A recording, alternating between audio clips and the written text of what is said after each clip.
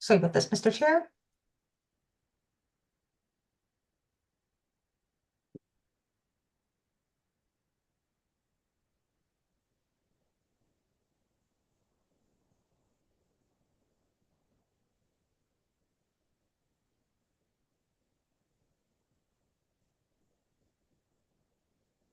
All right, we're good to go.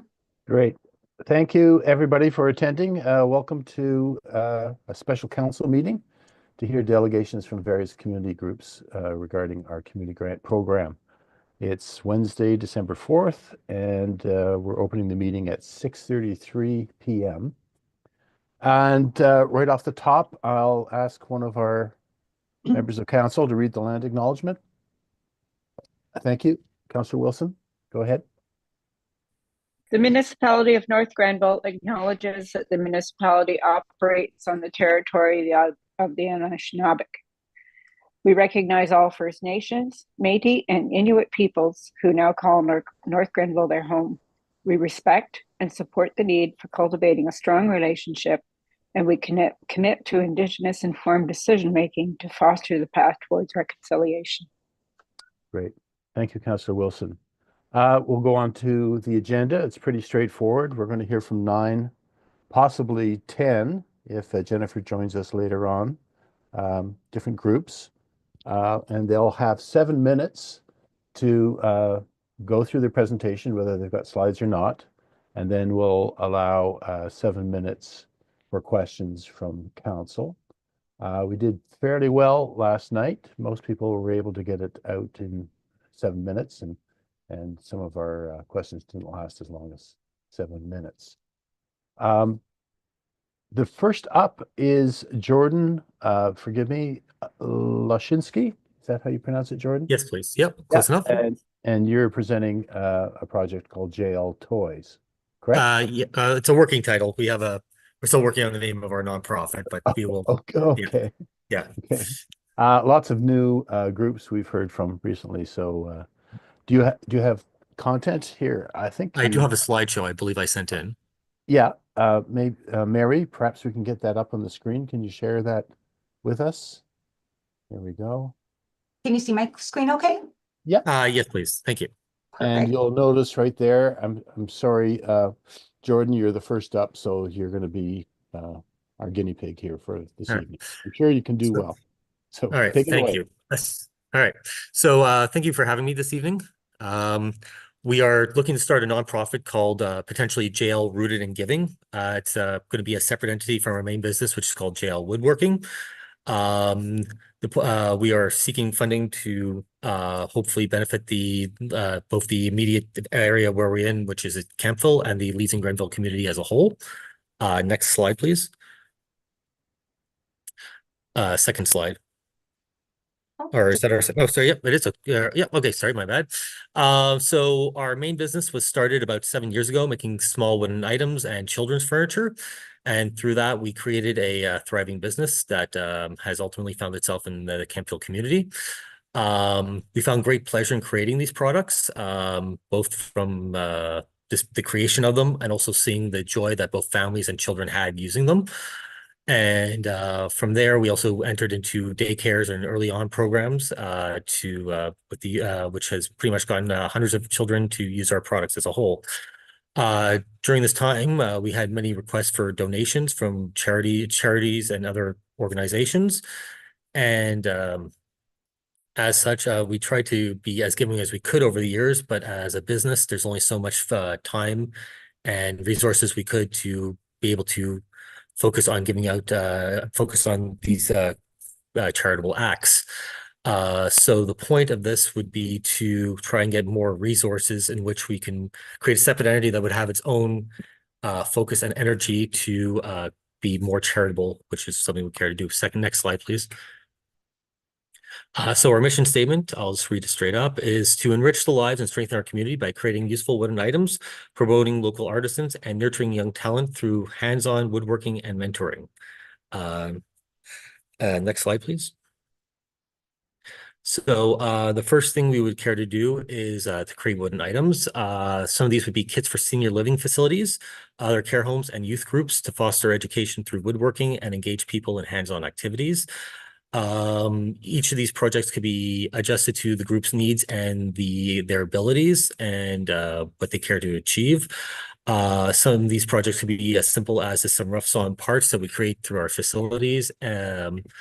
For a group that may want longer, more intense projects, either one large project or a bunch of smaller ones for individuals. Or we can do everything up to about nearly made projects, which would just require some painting and gluing up with some minor instructions. The other major thing we care to do is wooden toys for donation during the Christmas season, and both through creating these actual wooden toys ourselves, or through supporting other local makers through funding we would raise to create similar products and include them with our donations as well. This would highlight other local makers and through either our social media, our website, and other publications, and hopes to aiding their businesses to grow and foster as well. Next slide, please. We would also care to create workshops and community engagement events. We would seek to create workshops both with local youth groups, say through United Way or the Campbell Youth Center or other youth centers throughout the North Grenville area. These workshops could be at their centers or at our shop. The focus would be on either actual woodworking experience that I've had in the trades and how to get into it, or experiences in entrepreneurship, going from literally from your garage to a full-fledged business. We could also go to we would also be able to go to seniors facilities and have small do-it-yourself events with both the seniors of the immediate facility and possibly other friends and families that would want to join us. And these small kits, we can bring kits with us and engage with seniors on site, and ultimately also see what they would like to make and see if we can help them create short and long-term projects to both improve their space and give them a sense of accomplishment and ownership of their immediate space. Next slide, please. This is some photos of previous toys we did through donations over the years. We produced over 200 wooden toys through our in our facilities through both out of our own funds and some we have raised.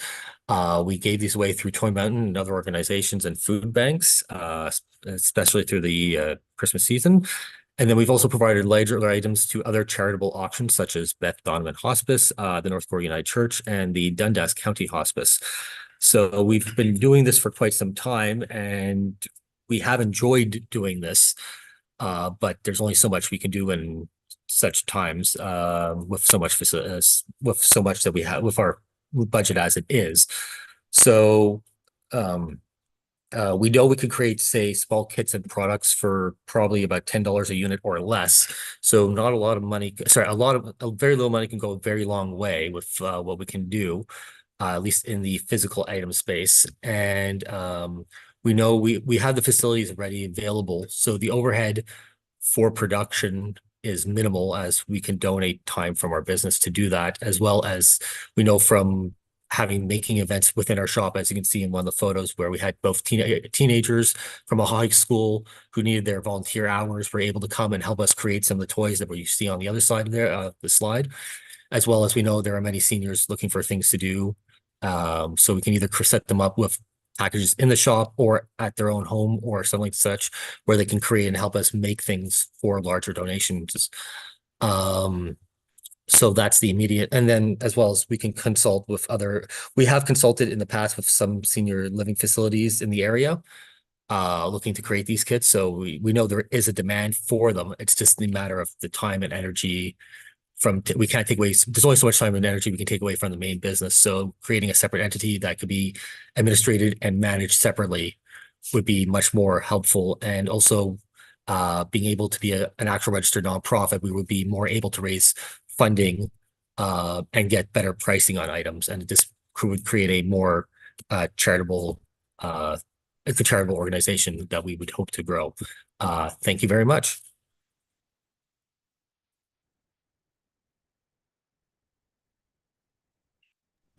Okay, sorry. I was muted there. Thank you, Jordan. You were watching the clock. Sorry if you felt rushed. We'll always grant you a couple more seconds to wrap up. I'm going to take care of some housekeeping. I raced into your presentation. Before we get to the questions, I'm going to ask one of my council colleagues to move adoption of the agenda. Who can do that for me? Councillor Stracklingan, yes, and I will seconded Doreen. by, oh, okay, I hear you, but I don't see you. Oh. Anyway, Councillor O'Sullivan seconds. Yep. All in favor? Okay, that's carried. Yeah, sorry about that, Jordan. I just was in a rush to hear your presentation, I guess. All right, so I'll open it up to the floor. Council colleagues, do you have questions or comments about this delegation? Go ahead, Councillor Wilson. Thank you, Jordan, for your presentation. I have a question about, I see that you want to incorporate as a nonprofit, but I also see that your logistics and security item in your insurance is to the cost of $8,000. Is that per year? At the moment, it seems to be that it would be, but that is also getting quotes for being we don't have the nonprofit already registered, and that was also going through our previous insurer. So and that was also with a focus of just the toys. We know that, or I'm reasonably certain through talking to other insurance brokers, we would be able to get that cost down, especially when we have the nonprofit registered, and we would not need to get that full funding from you to begin. Okay. And we would also be able to use our own personal resources. Depending on how much I would able to get from you, I'd be able to bolster the rest and get the rest going. So that is just the rough quotes we were able to get with what we are at the moment. Okay. And you say that you will have student volunteers coming in to help with your nonprofit. Yes, please. Yeah. Okay. All right. Thank you for your answers. Great. Councillor O'Sullivan. Thank you. And thank you, Jordan, for the presentation. Through the chair to you, Jordan, you mentioned North Gore United Church and North Dundas, I think, and you also mentioned the counties. I'm wondering, have you reached out to anyone else for support, for financial support in this manner? I mean, we have to make limited money go as far as we can, and so I'm just wondering, have you looked elsewhere as well? This is just the beginning of it. So in terms of actual cash, this is just the beginning of it. So this is the first thing we've started to do. In terms of support, we have gotten donations in the past from assorted businesses and individuals for doing projects. Perkins Lumber out of North Gore has supported us with materials over the years, so quite a bit actually. Pretty much the last 2 or 3 years of making toys, they pretty much donated the entirety of the wood for that. And then other things like I believe was it a local real estate agent, Penny Beavis, there we go, has supported us with cash donation as well, because she liked the idea of what we were doing, and I knew her through other networking groups. So I feel confident that we would be able to start raising more funds in terms of actual cash on hand through once we actually got our nonprofit status, and we just have not felt confident going out and just asking for money straight up, because we were going through our main business, and asking for free money when you're just a straight business, this seems a little odd. So with the creation of the nonprofit or entity in the new year, which is something we're going to be pretty much getting our feet on the ground immediately in January, we hope to be able to start soliciting also to other grants and to hopefully maybe the community at large. Okay, thank you. So these toys would be supporting people not just in North Grenville then? Sorry, let me answer that directly. Yes, it would be. The short answer is yes, it would be not just to the Leeds and Grenville community, but to hopefully the larger Ottawa area. But we can focus our donations hopefully to more local groups that do that type of thing. So we found that food banks do want these type of products to be given out especially during the Christmas season. So we would be able to find other local organizations that are giving away to people in need to make it more local if need be, and hopefully highlight when we having our products go out to the community at large outside of the Leeds and Grenville area, be able to highlight the our local community and showing what it can do on a larger scale. Okay, thank you. Councillor Strachan, yeah. Thank you. Through you, Deputy Mayor, to Jordan. Thank you very much for the presentation. Just looking at the breakdown for your budget, and like the costs are really just around insurance and your incorporation, and that you have a small amount required for the actual materials and so on. If that's the case, I guess I'm wondering if you've considered, being able to do most of this through your business so that your upfront costs with the insurance aren't quite so significant. And that would, that still allows you to work with other groups in the community and so on to be able to leverage that without, necessarily soliciting funds, but, by partnering with other groups, because the insurance is quite significant. Staggering. Yeah, it is quite staggering.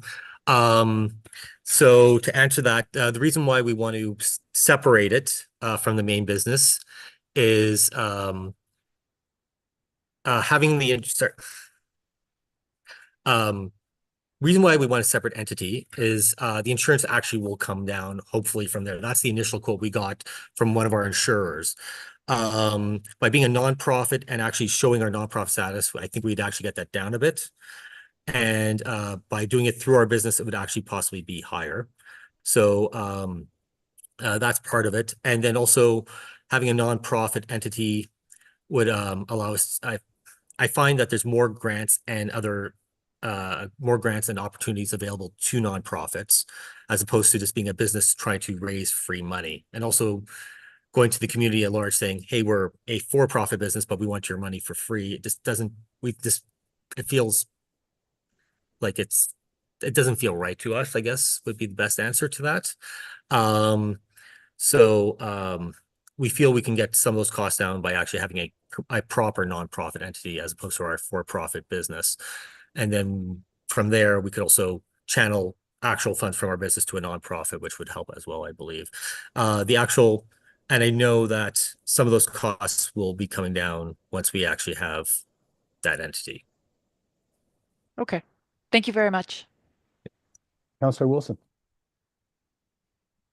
Thank you. Through you, Chair, Deputy Mayor Barclay, to Jordan. If you were not successful and did not get the funding from this community grant, would you still go ahead and get yourself incorporated and follow that path? Yes. So we asked, it's one of those we asked for a lot in hopes to get what we can, and then assume we wouldn't get everything we asked for.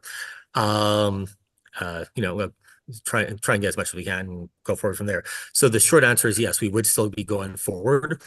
We do have enough funds available to us to at least start doing something. Some of the smaller projects, not necessarily the children's toys, but definitely the woodworking projects with other community groups and the outreach type stuff, we could definitely go forward with. Funding the actual incorporation itself, we can definitely fund that. And so we will be starting something. And then it's just a matter of getting what we can, and hopefully it works. And then we'll make up the rest. Okay. Yeah. Okay. Thank you, Jordan. I would really like to come and tour your business, and I do have a couple of ideas to help you move along. I appreciate that. And some collaborations to share with you, but that's another story. That's not why we're here. That's not why I'm asking that tonight. Thank you. No problem. Thank you very much. And we can arrange for you to take a tour of our facilities. We're on Prescott Street in Kemptville, so come by anytime. Thank you. Great. The old woodworking shop at the high school. Exactly. Yep. Precisely. Yeah, great. Thanks very much, Jordan. We're going to move on unless there's a question that the mayor would like to pose. And I think she's still here. Yes.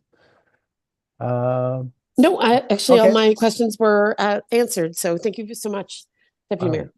Great. All right. So we're moving on to Kentville Minor Football, which is the Jags. And I see Kentville Jags here as well as Tabitha, who's listed as the presenter, but you guys can duke it out. And are you all here and ready to We present? We Yep. are. Okay. We'll start the clock then. Do you want me to go ahead, Tabitha? You have at her. All right. Good evening, everyone. So I'm Jessica. I'm from the Kentville Minor Football Club, and with me tonight is Tabitha. She is our grants and fundraising coordinator with the club, a mom, a manager, and a wearer of all hats. So thank you, Tabitha, for being Indeed. here tonight with me. Next slide, please. So we're gonna have a little laugh at Jess because I totally didn't update this. This Uh-oh. year for our tackle football, we actually had 115 players. Our registration for 2024 went up almost 30% from 2023. It was a huge increase across the board. We got to field our first all-girls flag football team. We fielded a U16 tackle team, and all in all, I think it was a pretty good year. Next slide, please. So the Jags are about community, and I hope that everybody on here has seen the Jags out in the community doing things. We really do try to get our players out in their jerseys, get them helping in the community, and teach them what it's like to volunteer so that as we start to phase out, they can start to phase in and take over within the community, volunteering everywhere they can. Next slide, please. Our main focuses with the club are, of course, the sport of football, but we really try to foster team sportsmanship, friendship, and a full out culture. Goes without saying, we have our challenges, but I think as time goes on, we'll see more of these kids coming back into our community because of what we've given them here on the field. Sorry, I'm half out of it tonight too. I'm catching that cold, John. Thanks for passing it my way. As our community is starting to grow so rapidly, we really want to have the opportunity to provide many newcomers of our community with an affordable team recreation and competitive option for their kids, something outside of hockey. We do provide all of the equipment in registration. So next slide, please. Last year, with the help of the municipality of North Granville and Kentville campus, we were able to get lights on our field and a canteen built. This is a picture of the field lit. Please note the picture is from before the lights were adjusted. Our lights actually light more of our field than the field in Barrhaven at Quinns Point. So we are so extremely happy. We were so lucky to have this done. Strictly volunteers came out and did it. And it was a community thing to get done. So it was really great undertaking. The kids really enjoyed it. And thank you, municipality, for helping us with this project. Next slide, please. So this year we come in, sorry, my papers are all over the place. You got your papers, Tabs? No, but that's okay. This year we do need to purchase quite a few new helmets. Helmets only have a lifespan of so many years. And as you can imagine, 10 years, as you can imagine, that's not something that we take lightly. We are also, because our focus is community, we really, really want to get some bleachers so that our community can enjoy the games and it can branch out beyond the parents, right? So that's our focus this year, sort of is the replacement of equipment that has aged out, purchasing of new equipment, and the bleachers. Next slide, please. There we go. Look at us. 2 minutes and 36 seconds. What did I miss, Jess? I was told to keep it short this year. Short is good. Oh, Mr. Council, No, Deputy I'm Mayor sorry. Barclay, you're Yeah, muted. Sorry. I thought I'd mute while I blew my nose. Spare you all that. Yeah, so we may not use up all the 7, but if we go over that, we'll take some of the 2 minutes that you have generously Okay. donated. Okay, so Councillor Wilson, go ahead with questions. Thank you through you, Chair, Deputy Mayor Barclay, to the Jags football group. I have a question regarding some of this, your financial ask, not your financial ask, but the statement here. In your consultant and professional fees, you pay $15,000 a year. Does that include your insurance and your league fees? Is that It where does. that's coming out? Yes, Yeah. it does. So Okay. our insurance fees with Football Ontario is actually only $100 for the year. We don't pay a large insurance fee, but our league fees are substantial. That's where the cost gets us. Okay, so there's an insurance fee per player. The players actually pay that. We do not. We pay a club fee to Football Ontario every year of $100, and that covers our basic insurance for our field and gym rentals and anything like that. But each player pays their own individual fee. And that is that part of that $15,000? No, it is not. As a fee? So they No, it is not. They pay a registration fee to play. Yes. Plus they pay an insurance fee to play. Yes, their insurance fee is about $40 to Football Ontario. Correct. Okay. Yeah. Okay. Yeah. That's what I was getting at, because it's the same as hockey. They played at Hockey Canada. Yeah, I just wanted to know if that was included in that. $15,000. We collected at the same. No, it's not included in the 15,000. No, it's not. Okay. No. So that's separate. Correct. Okay, so in your materials and supplies, yes, helmets, shoulder pads, etc. Helmets, yes, they have a lifespan. How many helmets does the club need? Does each child get their own helmet? Do they pay for their own helmet, or does the club supply the helmet? Yes, we supply the helmet for every player. There are very strict regulations with helmets in Canada for football. They have a 10-year lifespan, and every 2 years they have to go in for an X-ray and reconditioning. So we're coming up on about where we have, I think I have 80 helmets this year that are gone, decommissioned, and we need to replace them. So we're trying to work on it bit by bit. And so this year we're looking at purchasing approximately 3 dozen helmets, I believe it was. And we were quoted $22,000 for the 3 dozen helmets. Yeah. And quite honestly, $22,000 for 3 dozen helmets. Okay, good to know. Yeah, so the reality is, if the kids had to buy their own helmets, they wouldn't be playing. No. Okay, so my next question, sorry to hog the questions here, fellow councillors. The helmets, I'm stuck on this point because of absolutely. The helmets, do each child or each player, after they play their game, do they return those helmets? And so then they hold on to it for the season. And at the end of the season, it comes back to us. And each time they're on the field, we're double checking to make sure that everything's good on the helmets, that the air is proper in the helmets. If anything malfunctions on the helmet, we replace it with a different helmet and get that one fixed right away. We're also fitting the helmets to each player, right? So those helmets get individually fitted at the beginning of the season, and if we have to replace them. Okay. Yeah. What is your rate of loss for those helmets? Sometimes they don't get returned. I know this might seem insignificant, but it's important to me. 0. We get them all back. We are very, very tenacious about that. Okay.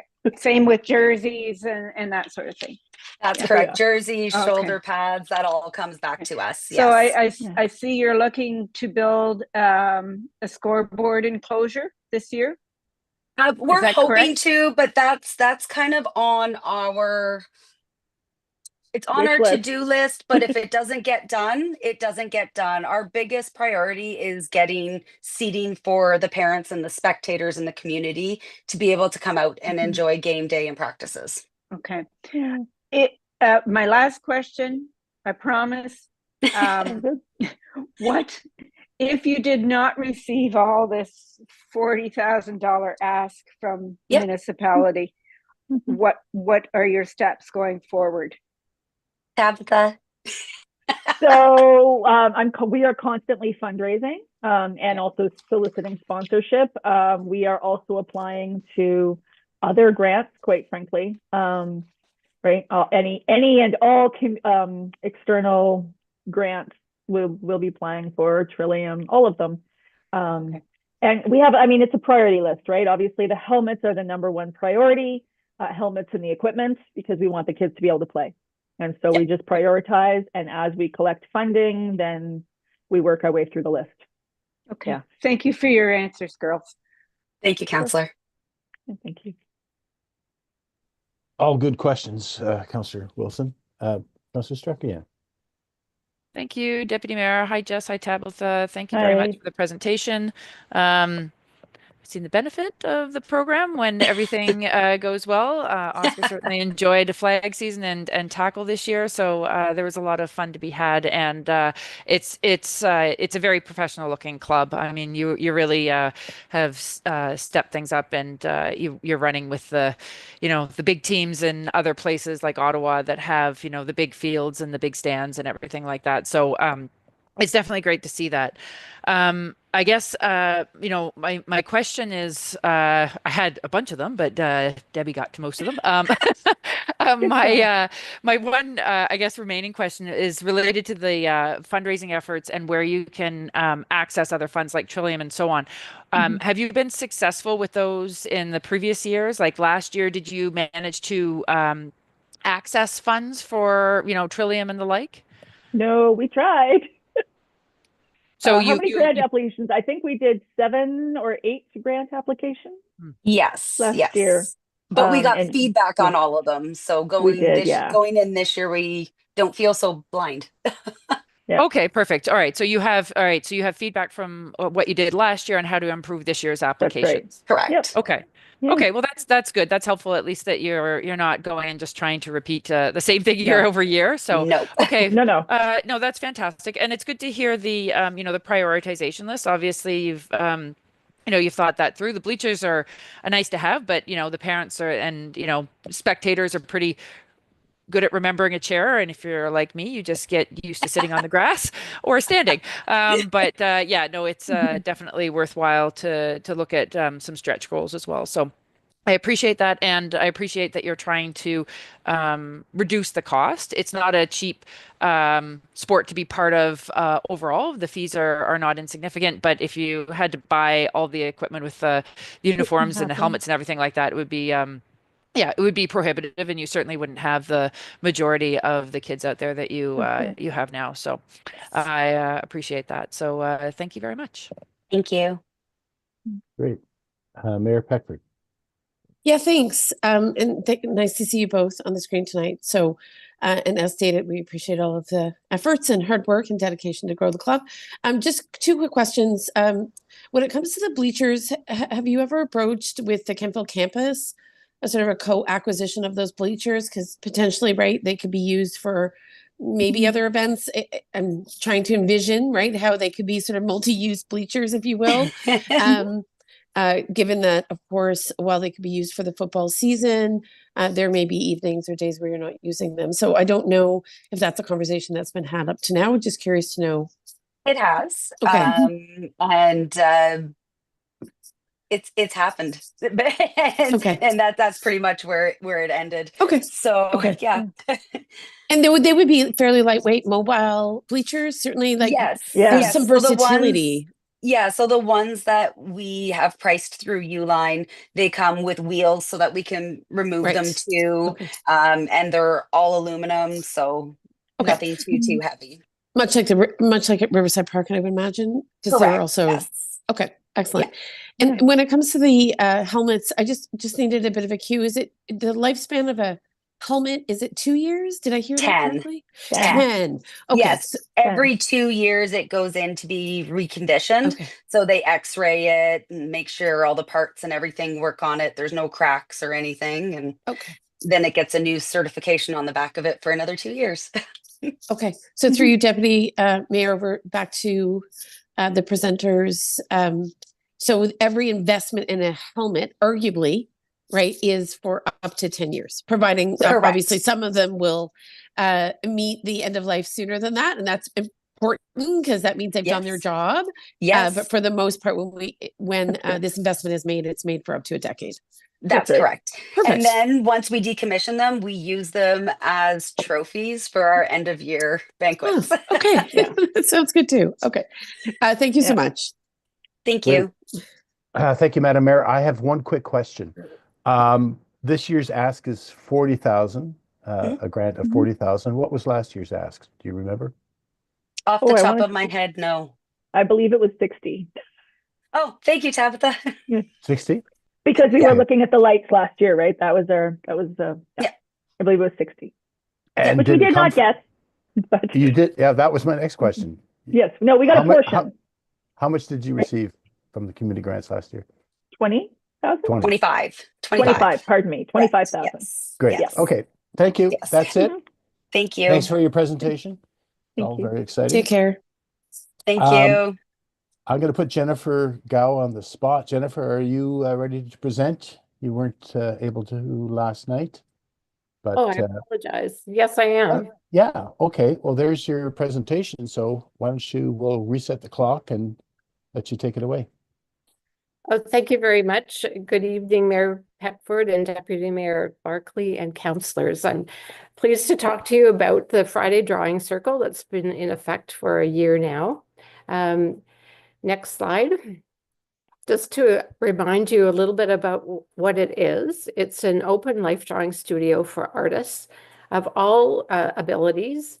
We have live models that we practice drawing with. There are individuals of all age groups and capabilities that are interested in developing their skills, mostly focus on observational drawing and practice. It's located at the basement of St. John's United Church, and it's Friday evenings. Next slide. Some of you have, I know, dropped in, but just let me explain how it works. So we start at 4 o'clock.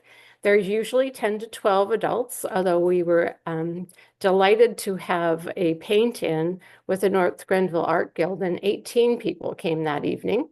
We begin with some warm-ups, like 1 to 2 minutes of gesture drawing, and then we move to longer and longer poses. The models are about half and half of professional artist models, primarily from Ottawa, and local people. And then there's time for conversation and just community building. Next slide, please. Why support this initiative? Well, I do think that it's part, just like sport, it's part of having a healthy community. There is lots of, I think I pointed out last year, lots of evidence to say that the creative arts do have a positive effect on mental and emotional health. It's a chance to develop better concentration, to improve your visual memory, and to just lower stress. It's been associated with reduced levels of cortisol. And of course, it's just rekindling or developing a new hobby. We have had we had one student who was working on a portfolio to get into architecture. So it was nice to have the student. I wish we had more. And that's part of the reason why having the 4 o'clock to 7 time frame. We have partnered with the dance workshop, with the Historical Society, and also with the local community theater in search for for artist models who are not professional, and then we give them a little bit of coaching on what they might do. And while the intention is not to produce great art, it's really to have a form of relaxation and be creative. It is a place that I think promotes creative thinking in this community. Next slide. So the budget that we're looking for really is primarily the major costs are the room rate and then the model fees. We were fortunate this past year, though I've included it, that the church covered our insurance costs through their outreach program, and we gave donations for equivalent to the rent.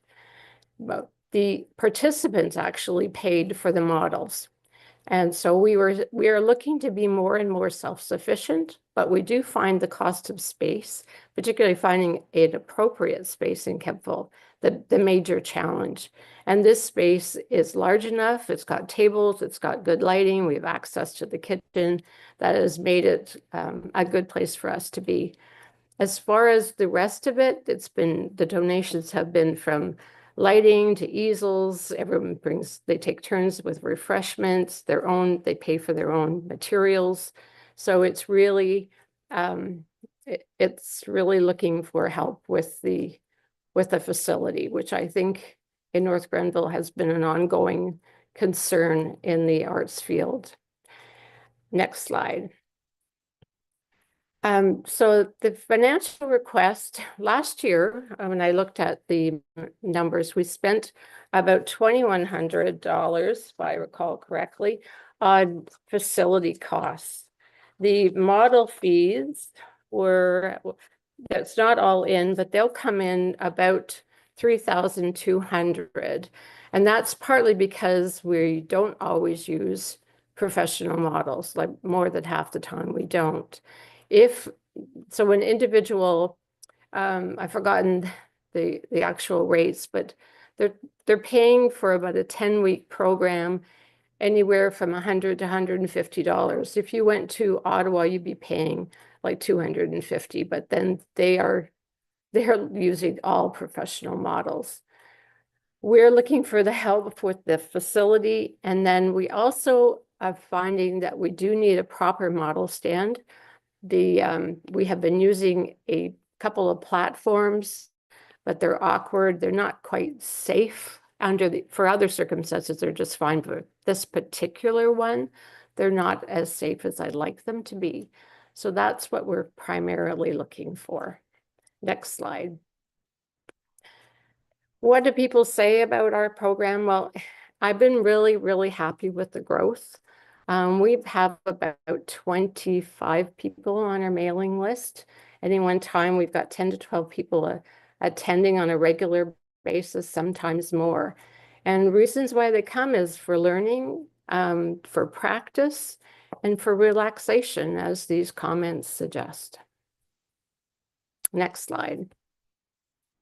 I want to thank you for your support past year. It's been really, really appreciated, and I hope you will continue to support it.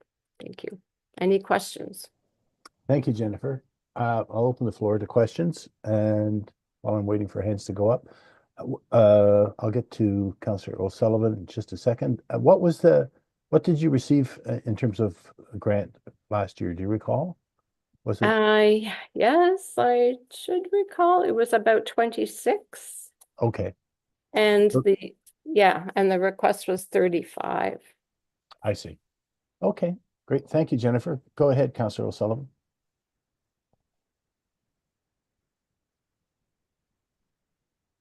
You're muted. You're muted. Councillor O'Sullivan, you're muted. We can't hear you. Oh, I'm sorry. I'm sorry. Thank you. Thanks, Jennifer. It's I've heard lots of great things about the program. I'm just wondering, is it restricted to people who live in North Grenville, your participants? I know you bring models. I have not said that specifically, but they are, as far as I know. So, it's been a nice mix of people, but they reside in the area. Okay, thank you. Great. Councillor Starkey again. Thank you, through you, Deputy Mayor. Thank you very much, Jennifer, for the presentation. I've certainly seen the results of these drawing circles and what people have produced, and it is quite remarkable. And I think it's definitely a good outlet for folks. I'm just trying to see the breakdown on the budget here, and I'm not finding it offhand, so I will just ask you directly. The participants, you mentioned that they're covering certain fees and so on. Is there a set fee for the entire program for each participant? It's not jumping out at me on the budget. I'm sorry if you've already mentioned that. No, I probably didn't mention it. I think it was probably on the slide. But yes, if someone decides to, I've broken them down into 3 sessions, varying. Some of them are 10 weeks. There were a couple there was one that was 12, et cetera, et cetera. So when I try to work out, if I can count on 8 participants, then I would, if I can cover the model fees, it's been typically working out to about, so a 10-week program, about $100, which is extremely affordable, which makes it not an elitist program. Anybody can come and draw and relax. And then drop-in people pay $15. Now that, I mean, with costs that may go up depending on what kind of support we get. But typically that's how it's worked out, how we've tried to make it very accessible. And Okay, we've paid for our models that way. We've covered all the costs using local and professional. Okay, fantastic. Thank you. Mayor Packford, go ahead. Thank you. Thank you, Jennifer. In a growing community, I think part of our job is to find ways to create cohesion and enable people to build new connections. So I'm curious to know, from your experience, the composition of these groups. Is it a mix of sort of older residents, newer residents? Do you find them coming primarily from the arts community? What insight can you provide on how a program like this helps to kind of foster social cohesion? Well, I mean, I don't interview the individuals, but what I gather from talking to them over coffee, they come from various backgrounds. Right. Some of them are retired. Some of them have enjoyed an art background and are coming back to it. Some of them, as I said, there was a student who was pursuing an architecture degree. There's 2 fellows that come who have been in the animation business. There's a mom and her son, and yeah, it's certainly open. The other thing is the facility has an elevator, so individuals that may have some mobility issues can come. It's a matter of, I think, getting the word out and getting people to understanding what it's all about. But what I'm hearing is all walks of life, really. All walks of life, yeah. Right. Thank you. Great. Councillor Wilson. Thank you, Chair, Deputy Mayor Barclay, to Jennifer. Thank you. I think it's a great program. I was able to drop in and actually physically sit and draw one of the models with an art background. I love doing that sort of thing.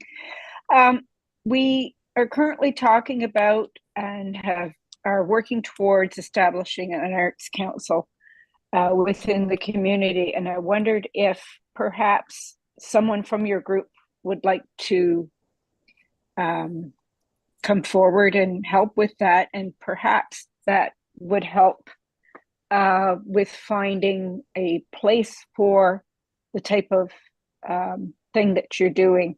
So it's something to think about. It's really not a question. It's just an awareness for your group that possibly in the future that will be available.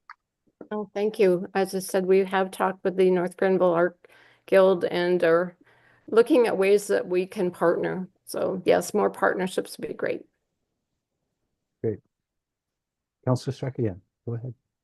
Thank you, Deputy Mayor. And I suppose along the same lines as a sort of a broader comment or thought about some of the comments that you've made throughout this presentation, Jennifer. But regarding, the space and the kind of space that you need, I think we're hearing that in different ways about, the space restrictions or space requirements and certain needs of different groups. I think it would be a useful conversation as you're talking with the advisory committee, perhaps to, clarify what your needs are for a space, because then we might be able to sort of aggregate all this sort of data from the different groups that need spaces to better understand what that looks like, because I think that also helps us sort of future plan and also be able to better fit different groups within different spaces, because sometimes there are different opportunities that come up for space as well.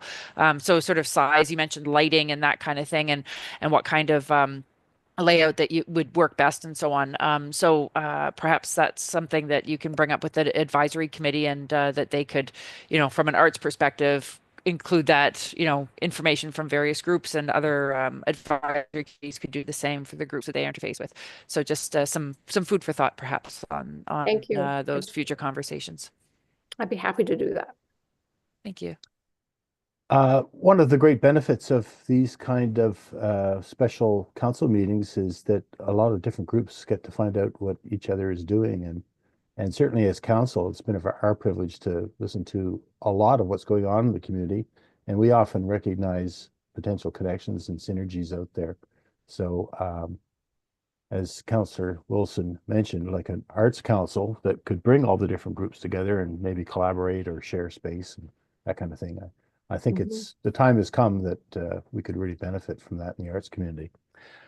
Speaking about arts community, we're going to move on to the Kemptville Youth Musical Theatre Company, and Barb Lascelle is here, and we'll get there we go. There it is. Thanks, Mary.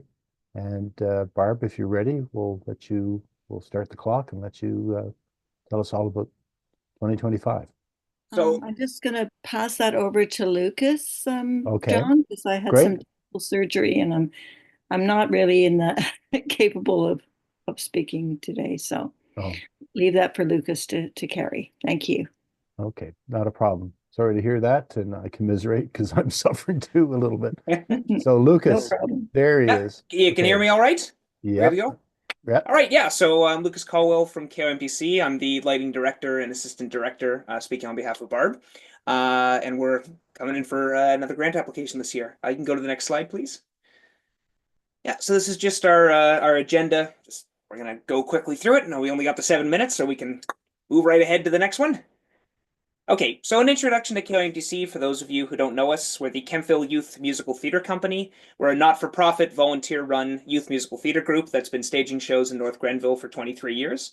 As part of our program, youth from grade 7 to age 19 are welcome to audition for and participate in our musical theatre productions, which are staged at the Urbandale Arts Centre, so right at the municipal centre in town. We perform a main show over 3 weekends in the spring, usually sometime in April, that pulls in audiences of over 3,000. And we also have a summer camp program that runs in August. That's for youth in grades 2 to 8, which performs at the end of a 4-week program that we run over the summer. Go to the next one, please. Thank you. Yeah, so the funding that we're looking to secure will be used by KOMPC to purchase something called a short throw projector for use on the stage at the Urbandale Arts Centre.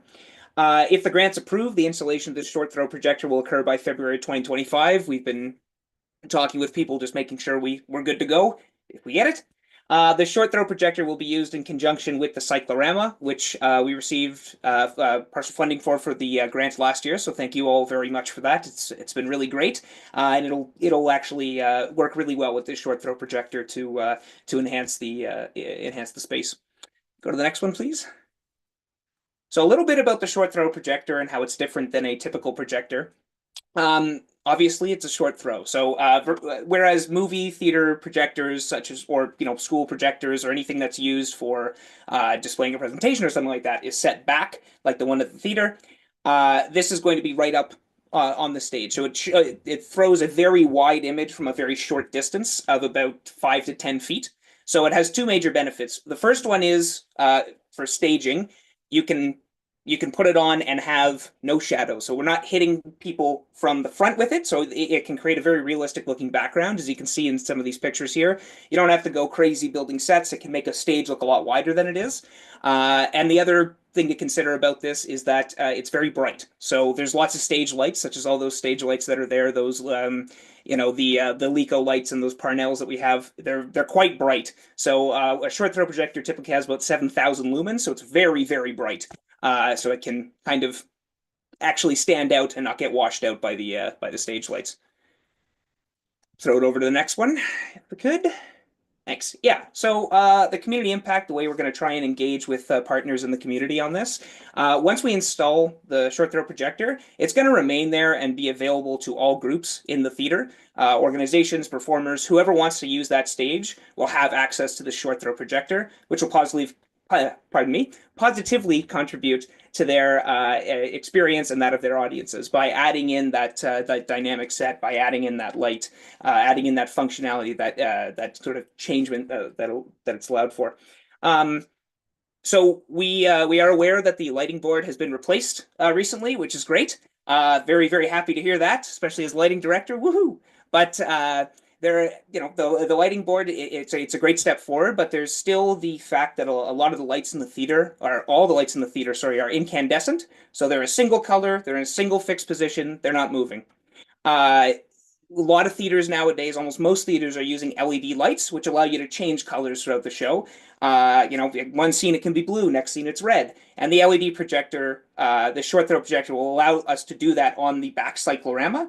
So whereas right now we have LED cyc lights that are a fixed color, we'll be able to put in specific colors or a background or something like that. And it'll work really well with the cyclorama to allow us to have that, that use of the space. They work really well together. So I know we're short on time, so I'll kick it around. The next one, please. Thank you. Yeah. So, oh, sorry. One back up. I think I'm gonna, yeah, there we are. I'll throw it over to you, Pop, if you want to take it. Thanks. So, Kevin Caldwell, I'm still involved with KOMTC, even though I've moved down to Nova Scotia. So here to talk quickly about the economic impact, and also hello to Daryl. I haven't seen her for 5 years, but I remember doing lighting and sound for a number of shows for Kemptville Players, now called North Grenville Theatre.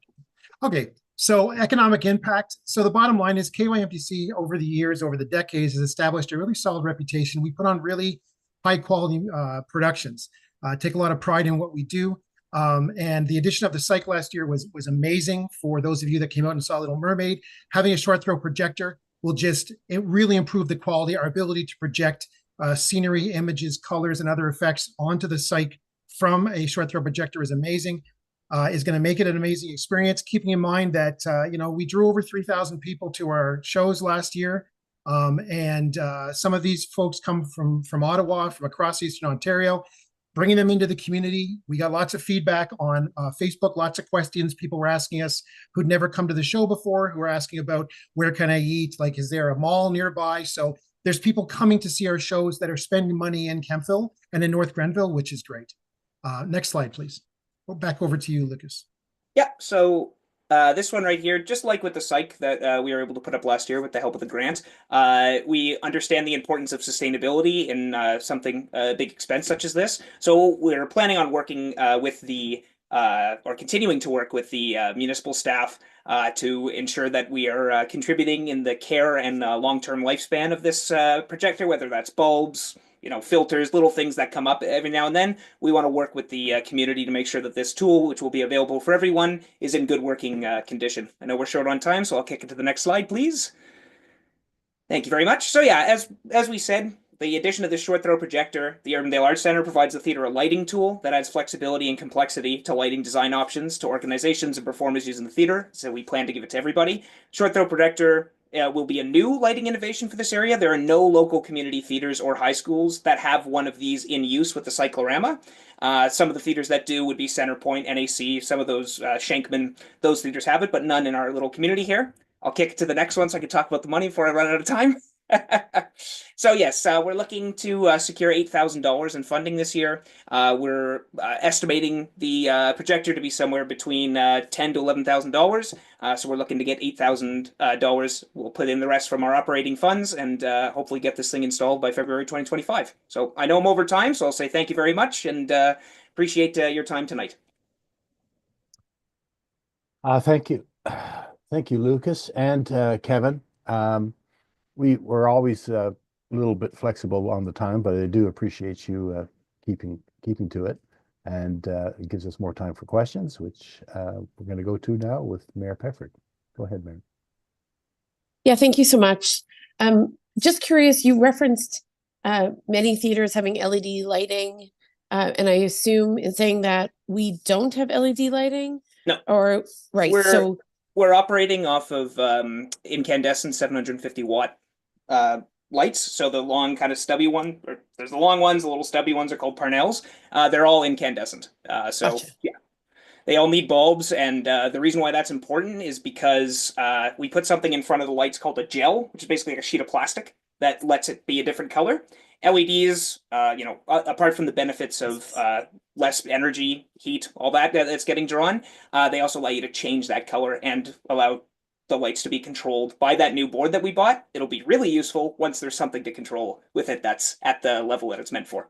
Yeah, and just to add in, similar to what was said by the football club, great presentation by the way, about the helmets having a lifespan, it's the same with those lights. Most of the lights, I think, in fact, all of those lights, those incandescent lights in the theater have been there since they were installed. They haven't been replaced. And so now they're more than 20 plus years old, which is way past their normal lifetime. So yeah, they're incandescent, but they're also aging, as well as the cabling and wiring that connects them all. Madam Mayor. okay, and just quickly, if I might, Deputy Mayor. So sorry. in terms of the proposed acquisition, would it be this technology is suitable to the incandescent lights that are currently in the theater? It would last as long as the incandescent lights there, or would it adapt to LED lighting in the future? It would last longer. The reason why I mentioned the lighting is because these short throw projectors, you're not just like a typical projector doesn't get that bright. A short throw projector has to be able to be on while there's a lot of lights on. So that's why I said 7,000 lumens. As a reference point, Walmart, I think, is about 350 lumens. So it's got to be really bright because you're washing it out with a lot of other lighting. But these, LED lights last a lot longer than current lights. So this would be a projector you buy. You maybe have to change the bulb, but the lens is a special order lens that would stay there. Yeah, you'd get at least 15, 20 years out of this thing for sure. At complete 100% operation. Wonderful. That was the essence of my question. So thank you very much. And we appreciate all of this new learnings we have about theater and lighting technology. I like to talk about lighting, so it's really a benefit for me. Shocking, yeah. Great. Well, even though I come from that background, I am learning stuff from you, Lucas. So it's wonderful to listen to you. Councillor Straka, yeah. Thank you, Deputy Mayor. Thank you, Kevin and Lucas and Barb.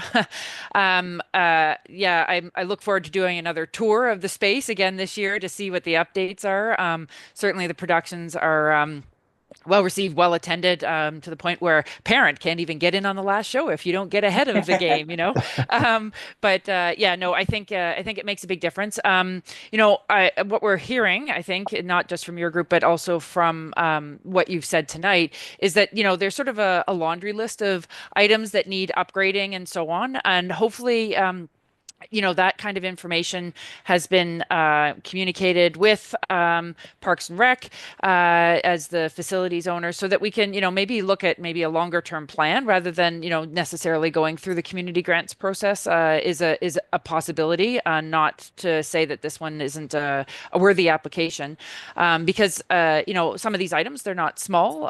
Some things can be replaced in smaller chunks and so on.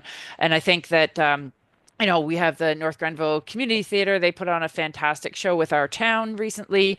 And I think that there's also probably missed opportunities where other groups could take advantage of the theatre if there was, more up-to-date equipment as well. So I see this request as not just an investment for KYMTC, obviously, but as you've mentioned, for other groups and folks that may not have considered this space previously. So thank you very much, and keep up the hard work wrangling all those youth.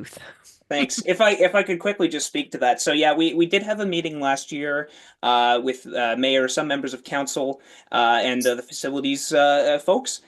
We did discuss that. I have shared there was a couple emails sent back and forth.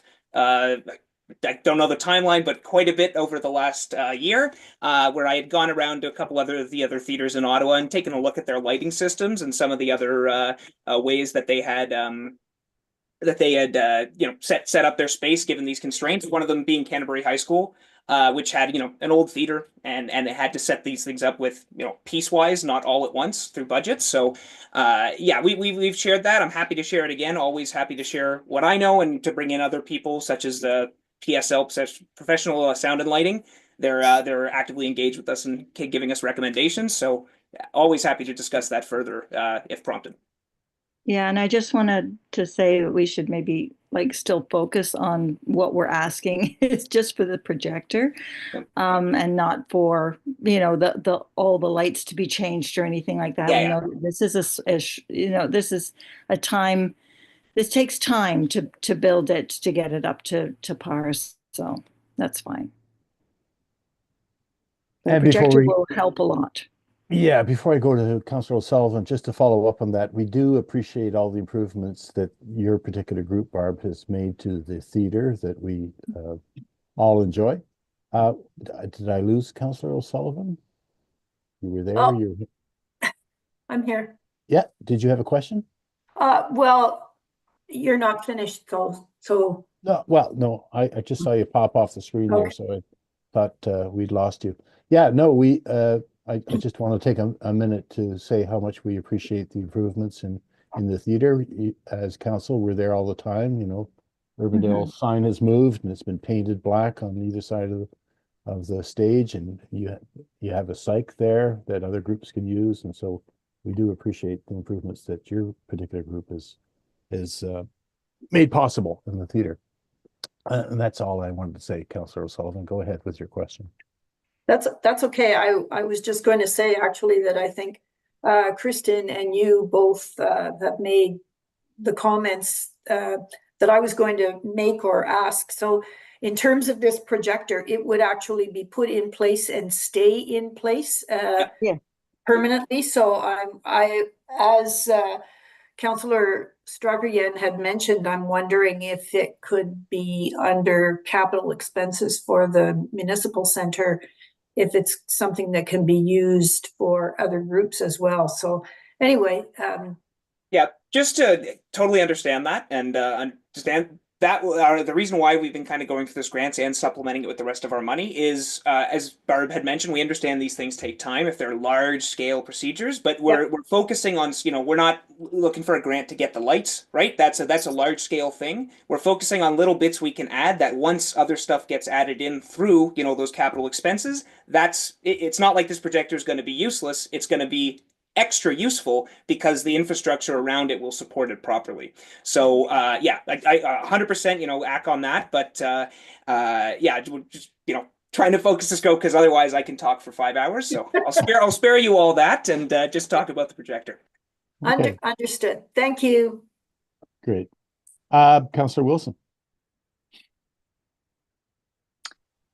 Thank you for everyone's questions through you, Chair Barkley.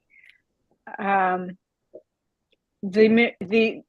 community has benefited from Kemptville Youth and Music for over 20 years in this community, and they are some of the main users of the theater. And I think that something through the capital costs should upgrade the theater to be suitable for not just Kemptville Youth and Music, but other theater groups to be able to use it.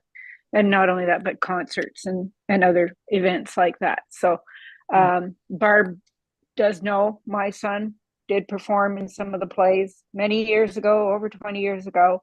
And Kristen's son is now engaged, and a lot of the staff in our municipality have children that are acting in the place. So I think it's a huge, huge benefit for our community. And I don't want to see you guys keep coming here for community grants every year. I think we just need to upgrade the theater, and let's just go with it. Yeah. Anyways, thank you. That would be nice. If I could just speak to that very, very quickly, is that one of my experiences down here in Nova Scotia is that there's an old, the Astor Theatre was built in 1902 here in Liverpool, and it's going through now. It's had its lighting upgraded, but the mayor and council are going through the same kind of, and the board that runs it are going through the same kind of, are having the same discussions right now. And what they've realized is that, just like with the Municipal Center and the Urbandale Arts Center, that to upgrade the lighting is a huge undertaking. We're talking about, I don't even want to shock you all by how much it would cost. It's a lot of money, because it's not just replacing light fixtures. There's probably a lot of cabling and components that have to be, would have to be changed as well. So that's why let's be frank, Barb and Lucas, is that as renters, as tenants, we'd love to come into a theater that has all of this stuff there, a new lighting system. We haven't talked about the sound system yet, but what we recognize the fact that the reality is that we still want to be able to use these tools to put on these great shows. So what I would recommend is that council continue down the path of upgrading the lighting and sound system, but allow us to come in on these and have these little one-offs.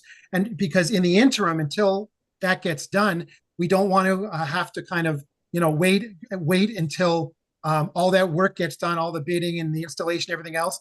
The projector, just like the Psych last year, by the way, just so you're aware, we put $5,000 of our own money into that, and it was worth every penny.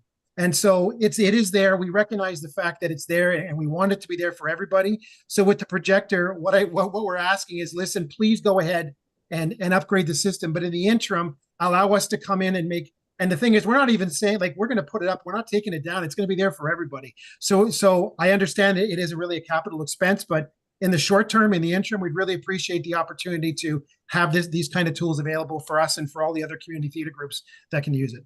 Thank you. Yeah. And help in our own way. Thanks, Kevin. Thanks, Barbara. It's obviously an ongoing conversation and one that we should continue having. But let's move on and get some other people in front of us, namely Tabitha. You're going to speak to the Arts Guild proposal.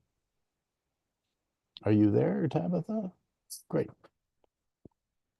I'm here. Yeah. Hang on. Okay. All right. Just took me a minute to find my stuff. There we go. Yeah. All right. Good evening, and thank you, folks, for having us here this evening.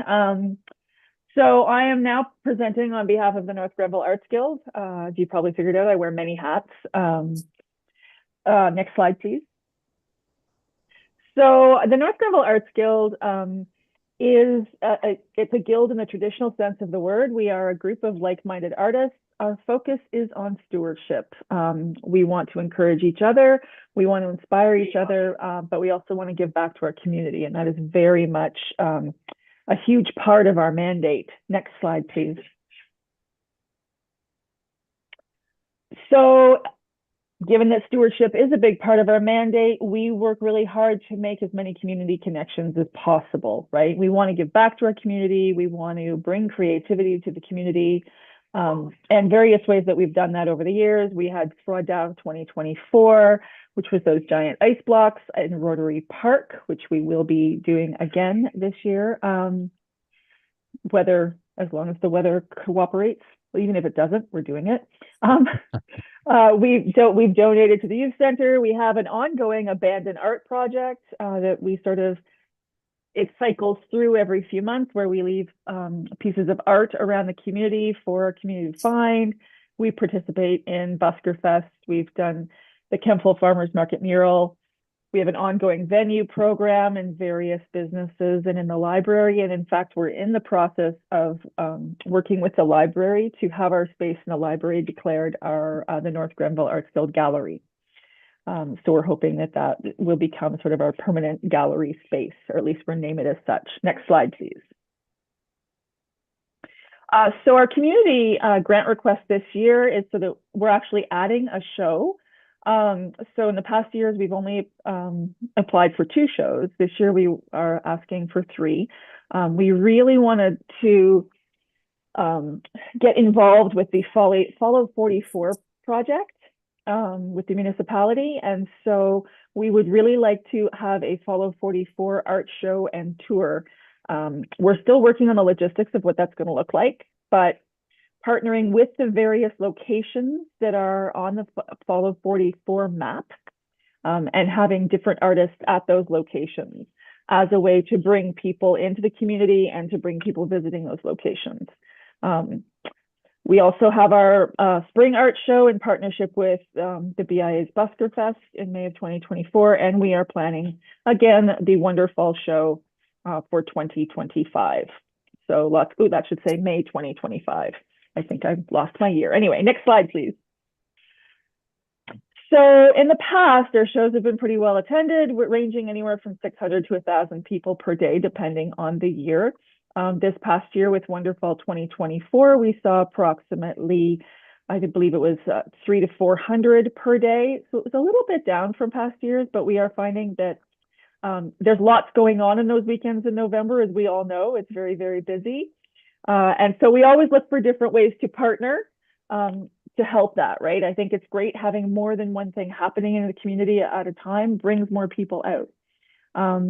Our partnership with Busker Fest continues to be a great success. And we are planning that one for next year as well. Next slide, please.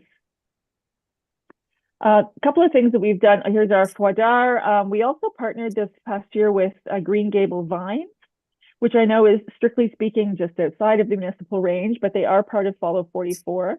We held an outdoor, we did an en plein air visitation there where we had our artists situated around the vineyard, and we're planning sort of similar ideas for next year. We also did an en plein air session at the community gardens this year. We did 3 of them this year as well, making those community connections. Next slide, please. So just a few shots of some of the things that we have done and what they look like in terms of our en plein air, our participation in Busker Fest, and those sorts of things. Next slide, please. So our ask this year, we're asking for $3,000 because we are adding a show. We work really hard to keep our costs down so that we aren't charging an awful lot for our members to participate in the show. The members already pay a membership fee of $30 a year to be part of the guild. Each show, there is an additional fee for those artists that wish to be part of the show.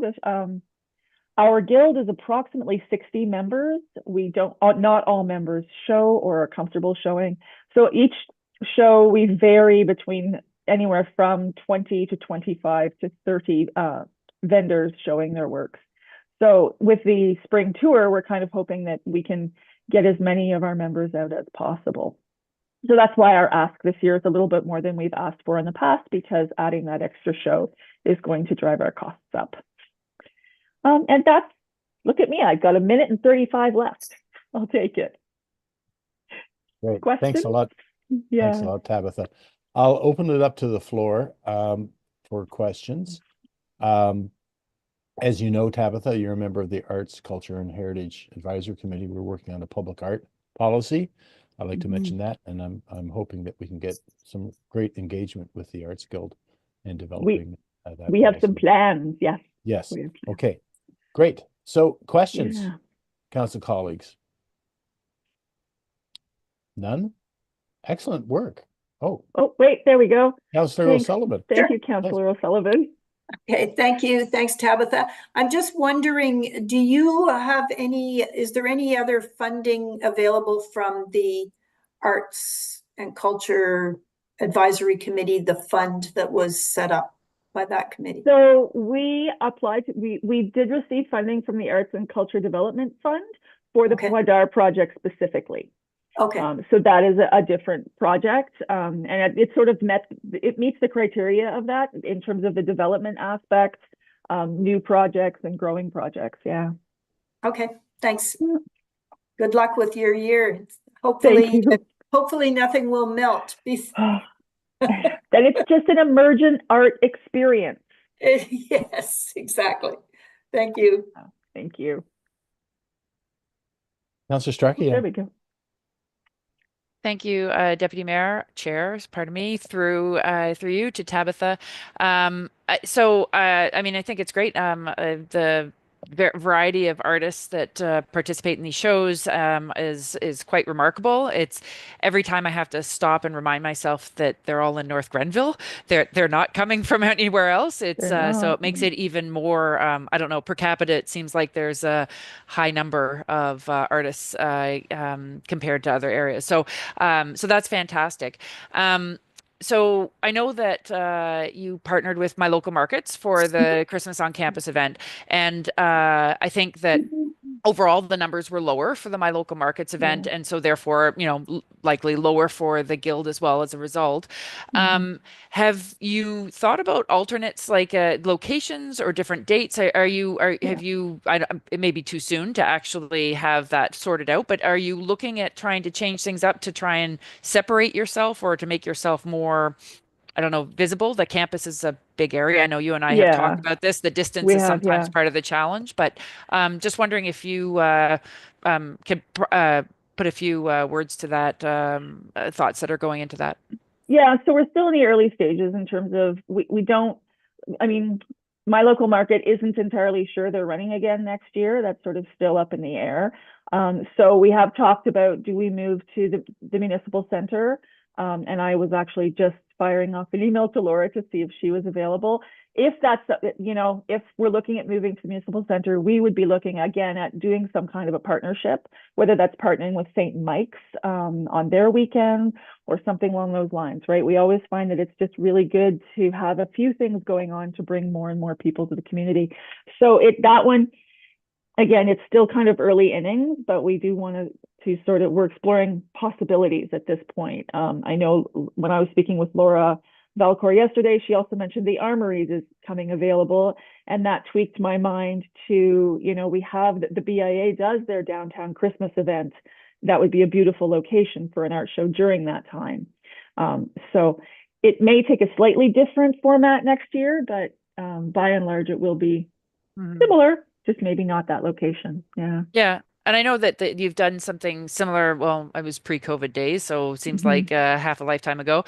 That at the Armory, and that was a beautiful setting. I mean, it's probably may not be big enough in the end, but it's a nice setting as well. And if you partner with St. Mike's, if you can tie it to better and easier parking opportunities for patrons of either one of those events, you'd probably get a lot of people showing up there, because I know that parking is a real challenge on those weekends. Yes, very much so.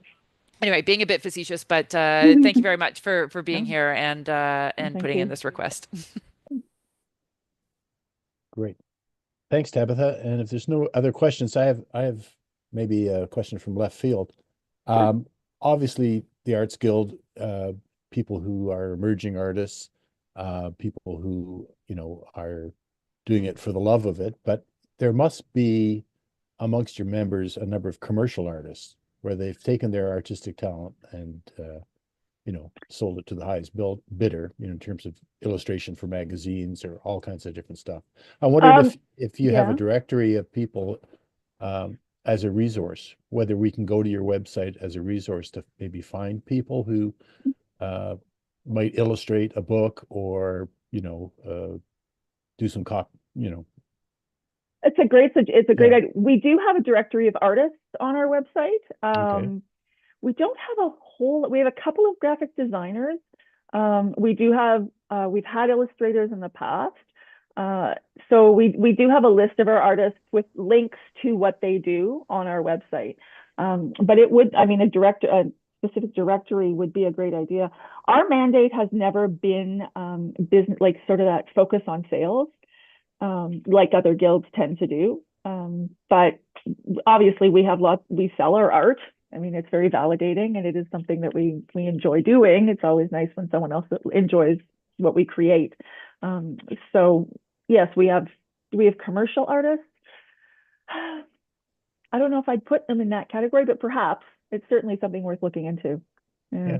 Okay, I was just curious. I haven't No, I been think to the it's great. website recently, Yeah. but Yeah. I will go to it. So, Yeah. no other questions. We're going to move on to Sounds good. Daryl, who's going Thank to you. talk to us about the North Grenville Community Theater. Thanks, Tabitha. And Daryl, if you're ready, I am. do you have a No slide deck? slide deck. Well, that's I'm- fine. You're a theater person, so I was, and we you were can buried at the time I had to do this. That's my excuse, and I'm sticking to it. We were up to our eyeballs in our town, and everybody was tapped right out. understood. So basically, North Grenville Community Theater used to be Kentville Players, and it's been around for decades, long before I was here. In the pandemic, when we couldn't perform, we started picking plays with 2 or 3 characters and rehearsing them in basements, wondering if we'd ever do them anywhere. And when the pandemic ended, we decided to offer them to local charities to put on in churches and basements and whatever. That's where this began. This is the 4th year of proposing what was originally and still called Romance on the Road. And it's a 2-level charitable thing because nobody in our organization is paid anything. So it's quite separate from our 2 major productions of the year. It's something that travels around about half in North Grenville, and quite frankly, Osgood, Merrickville, Pierce's Corners, possibly Spencerville. This year, we put out to our previous venues in mid-October that we had 8 slots in May 2025, and within 5 days, 7 of those 8 slots were filled. So there was really good uptake. We involved 10 to 15 volunteers in the production, and our ages range from last year 9 to 80. I'm the 80. And we travel around to 8 different venues putting on shows. Last year, we asked for some money, thank you, and we bought some screens that made things kind of more workable when you're performing in St. James Anglican Church and trying to turn it into a theater. This year's ask is primarily for a larger portable screen, which when converted into Canadian dollars is about $1,050, as well as a lot of other bits of expense that we incur, costumes, programs, transport, and so on. What happens is why I call it a 2-level volunteer is we've got the volunteers who put on the plays, and we're already members of North Grenville Community Theater. We always pay our fees. We've already got our insurance and whatnot. But so that's 10 to 15 people putting on the shows and traveling around. We're going to 8 different places. 3 of the local ones are St. James. They've been with us for all the years. St. John's, Friends of the Library. We've done things for the guides in Oxford Mills. We've done things for community living. And we give them the programs. We give them digital advertising. They sell the tickets. They provide the venue. They get the revenue. They give us $50 ancillary cost. One of the groups last year made $1,290 selling tickets. But the average group sells maybe 50 tickets at $20, and they're paying us $50. So everything else is helping them run their community group. So that's why I call it kind of like a 2-level volunteer organization. Yes, some members of North Grenville Community Theater don't live within the boundaries of the municipality. I would say that 2/3 do. Some people are just over the bridge and some people are just out of the edge, and you know how that works around here. And we're pretty low tech in what we do because everything has to fit into somebody's van.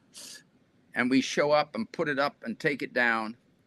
And it has been incredibly well received, and to some extent gets people coming to our other productions, which is what we would like, but it's not what we primarily do. So we are asking for, I think, $22.50 out of a budget of about $3,000 that it costs us to put this on. And as an aside, thank you very much, KMYTC, for your help with stuff in our town, for everything you're proposing for the theater. We're 100% on board with everything that I heard discussed before about the theater. So the show is usually about an hour and a half with an intermission. And as I said, it involves poems, songs, 10-minute one-act plays. It's all rehearsed in basements and places. We don't pay for that. It's really low budget, not designed to make our theater company money. It's designed to make the venues that we go to some money. Okay, I quit. That's it. Great. It's a wonderful concept, Daryl, for sure. Thank And you. I'll open it up to the floor for questions. Not seeing any. It's who came up with this idea? Because it's, as I said, it's quite innovative, and it is. It's great for those venues to be able to have a show put together by. Well, thank by you. the group. Modestly, I say I came up with the idea, or Okay. the pandemic came up with the idea, whichever Okay. one happened. I mean, one of the reasons we did a play with only one person in it, Shirley Valentine, post-pandemic, is that it had one person in it, and we were rehearsing it in a pandemic. We didn't know what we were going to do with it, but that seemed as safe as it could be from a rehearsal point of view. Yeah, yeah. No, that's great. It's wonderful. So kudos to you. And Thank you. yeah. We'll move on then, Daryl, since your presentation was quite comprehensive, and I think all the questions were answered by yourself. We're moving on to Sean. Sean, you're going to speak to us about the North Grenville Curling Club. And there it is. So we'll start the clock if you're ready, Sean. Take it away. Perfect. Thank you very much, all. Thanks for the opportunity to be able to speak to the grant request here and to represent the 300 members, community members that make up part of the North Grenville Curling Club. So again, Sean Barabee, a past president of the club. Last year I served as president and had the privilege to come in and speak to you all just to give you an update on to our status of the club. And yeah, we spoke to our lease renewal. So again, here today to share some information about the club and what we're looking to do with the community grant request. We can shift to the next slide, please. So very quick overview of what this presentation holds. We got about 4 slides. I'll give you a very quick summary of what we're about and what we've been up to in the past 12 months, and then we can get into the request that surrounds the heating system. You can shift to the next slide, please.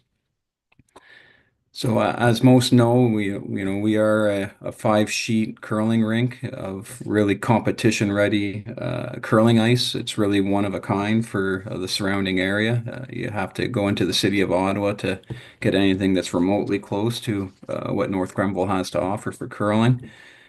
So we are open year round as well for rentals. We spent a big effort here in trying to turn this facility not only into a curling facility, but a community hub and expand with pickleball, flyball, and multiple rentals. We are 100% run by volunteers. There's an estimated 7,500 hours of volunteer time that gets put into this club every year to keep it operational, and it's governed by 12 board members as well in the volunteer position. If we can go to the next slide, please. Very quickly, you would have seen this slide last May during our update, but again, this year our numbers have stayed very similar to last year with 362 members in total. We've also introduced a brand new Saturday night program this year to try and pull in other new community members to try curling and create a fun Saturday night atmosphere, which did sell out with an additional 40 members. So definitely taking the initiatives to find ways to bring more people into the community and to the facility. Next slide, please. Operating budget very quickly, you can see there, and if there's any questions, I didn't realize how quick 7 minutes would go after watching everyone else go here, but if there's any questions about our operating budget, We can get to that in the question period. Next slide, please. Again, we have our programs and events, the things that we do offer within the facility. I'm gonna just skip by that for the sake of time. A big part of the next slide here, if we just shift over, is our community involvement. You know, that we are creating space for additional clubs, collaborations with the municipality on camps, and creating a space for additional rentals through BIA and a few others that, you know, do come for the space that we offer. Next slide, which, you know, is going to get to our ask, is tied to some of the infrastructure and how we can create this space, you know, update and create the space to be more welcoming to people outside, not only the curling club, but outside the curling club in terms of rentals. So we were successful with the Trillium grant this year, and we did get funding for $185,000. You know, we are picking up the balance of the 45,000 to make the upgrades, but that does put us in a bit of a position where the additional improvements are things that we need to have on our list. You know, we start to feel that pressure on how to prioritize some of these items, you know, that being the heating in the lobby, which I'll touch on, exterior lighting upgrades, and the additional facilities improvements. We shift to the next slide. So our project is replacing the heaters that are within the facility on the lounge on the ground floor. They are at their end of life. They create many problems. Electric heaters obviously are quite inefficient when it comes to hydro. They do create a fair bit of noise and make that space really not usable for a proper rental within the community, because when they do kick on, they are now kicking on at quite a level of noise. So if we shift to the next slide, it'll just touch on quickly that, you know, we took some measurements within that lounge. And, you know, we are getting, you know, it's louder than a vacuum cleaner when those heaters kick on. You know, we have tried with our volunteer resources to make improvements and change parts to try and maintain that, but it's just become unsustainable. So, you know, our project asset is looking at removing these heaters and updating the system to something that's much more efficient. So if we switch to the next slide. So this system is what we are proposing to put into the lounge, and the facility is two heads that would provide substantially more efficient heating and cooling for the space. There is no cooling in that space right now. I'm sure the Y Camp can attest to how hot it can be within that lounge in the summer months. This is, you know, mainly a heating upgrade and improvement to the facility over the electric heat, but comes with the benefit of the cooling option. So it should cut our electrical costs on heating in half. You know, based on the professionals' comments on how the efficiency based on our system, we are looking at 30 to 50% savings on the electrical. We shift to the next slide. All right, so some of the benefits here, the efficient heating source and air conditioning. It's really about creating a welcoming space as well that allows us to improve our ability to you know, market and provide a space for, you know, some of the rentals and some of the people that want to come in and use this facility and be able to, you know, give them, you know, what they're looking for within that rental. For sure, there's just an overall improvement in terms of efficiency and updating those systems as well along the way. Next slide, please. So again, thank you very much. We're very fortunate to be able to make use of this facility and the partnership we have with the municipality. We've got a mission to continue to make improvements and upgrade this facility in many ways, you know, obviously, and just keeping it functioning as a curling rink, but also keep expanding out and being able to be a real community partner and help drive the downtown core and, you know, create better economics for the municipality. So thank you for your time. Thank you, Sean. I have a question while I'm waiting for others to raise their hand. Yeah. And, I'm not very familiar with your budget, your annual budget. Yeah. Do you have a capital reserve fund? We do have a reserve fund, yeah. And what kind of things, what do you draw down from that reserve fund? What kind of things? And the building fund, so the past few years that I've served on the board, we have not drawn down on it. We've definitely been making it looked like we were going to need to draw down if we weren't successful with the OTF grant. We were in a position of, $250,000 project that we had to, we had to make happen. So we took a few years of applications with the Trillium Foundation, and we're very, very fortunate. So we've really been sitting on it, I guess, to answer your question, just because we were anticipating some substantial upgrades to the chiller and the ice plant surface. But looking down the road, we have probably $100,000 in mechanical equipment, that compressors, pumps, things like that that building fund will get used for. Oh, I see. So you have sort of an asset management, some of these large scale heating cooling systems. Sorry, can you say that one more time? Yeah. Well, you have done some asset management. 100%. Yeah, you know the life of some of your infrastructure. Yeah, we have a whole spreadsheet that's gone through in that building, and we were able to definitely identify the areas that we need to plan for sure. It's part of our lease as well. I see. Okay. And you that reserve fund, you hold it, or is it something the municipality holds on your behalf? The municipality holds. I see. Yeah. So you contribute to a capital reserve that the municipality holds. Correct, annually. Yeah. Oh, I see. Okay, great. Thank you. Councillor O'Sullivan, go ahead.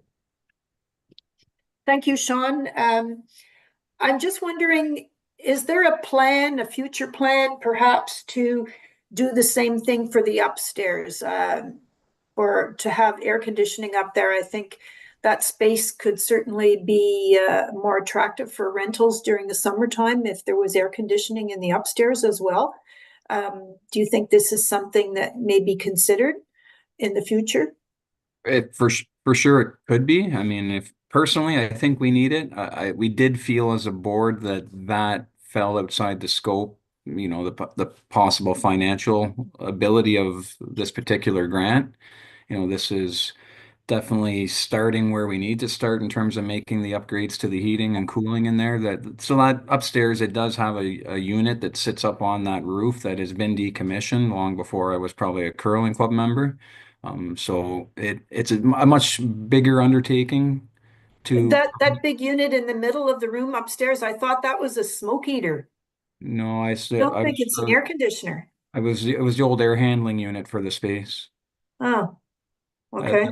That would be a really big smoke heater. Yeah. Well, back 25 years ago, there was a really big smoker up there. It's an air conditioner. Yeah.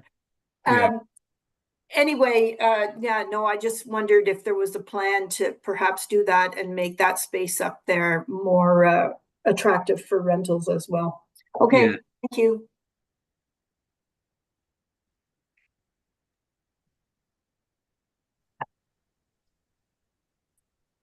Deputy Mayor, might I step in now? Sorry about that. I was muted. Yes, go ahead. Okay. Thank you. It's Mayor Peckford here. I think you can see me. First of all, I just want to congratulate you on the Trillium grant. That was a huge success, and it sounds like many years of work into getting such significant support for the chilling equipment. So well done. Also nice to see the Saturday night program taking off. I always contend there's room to grow and provide recreational opportunities, particularly indoor throughout the winter months. So great to see that there was some uptake on that. So in terms of the heat pump technology that you're suggesting would replace the existing heating infrastructure if I have it correct. Yeah. Obviously, there would be significant energy savings. I mean, For obviously, sure. heat pumps are much more efficient, so maybe I didn't catch that in your presentation, but clearly you would obviously gain in some of the reduced costs associated with heating that main floor. 100%. Yeah. The 30 to 50% is what the electrical bill could be reduced from. Right. I mean, it's for us to pull it out. I mean, our electrical costs are 47,000 a year, but that's the entire, excuse me, the entire building. So, you know, to give you that exact number, I wouldn't want to guess and be off, but Understood. for sure it's a 30 to 50% reduction on our heating of that lounge. Excellent. Okay, thank you. I just wanted to highlight that because clearly that in the long run is of significant benefit, particularly if you're able to use that technology throughout the building and or in other parts of the non-refrigerated building in the coming years. Thanks. Wonderful. Great. Thank you very much. Anybody else? Well, thank you very much. I didn't think 7 minutes would go that quick. I was wondering how I was going to fill it. You did well. You did well. No worries at all. We appreciate all the work. All of our presenters this evening have really done their best to adhere to the time limit. So thanks. Yeah, Have a great sorry evening. about that, folks. I'm just trying to get someone else to attend this meeting. Okay. All right, there we go. So yes, there she is, Nadia. Believe it or not, Nadia, thanks for joining us. I'm sorry you didn't get the invite. We can pull up your application so you have something on the screen to speak to. There we go. Can we pull up, Mary, actually, the grant application, the ones that is part of the agenda package? That has there we go. Make it a little bit larger so Nadia can read it. Just, if you scroll down to the revenue and expenses, that would be helpful. And Nadia, thank you are you there, Nadia? Can you Yes, I am. turn your mic on? Great, Yes. there you are. Okay. Here's your project revenue, and we can scroll up and down the application for you. If you could take a few minutes and speak to it, that would be wonderful. Thank you. Do you have any questions? No, maybe you can just talk to it for a few minutes, and then you've well, got 7 minutes to speak to it. Oh, You great. don't have to use all that time. Firstly, just to be very clear, this is not my project.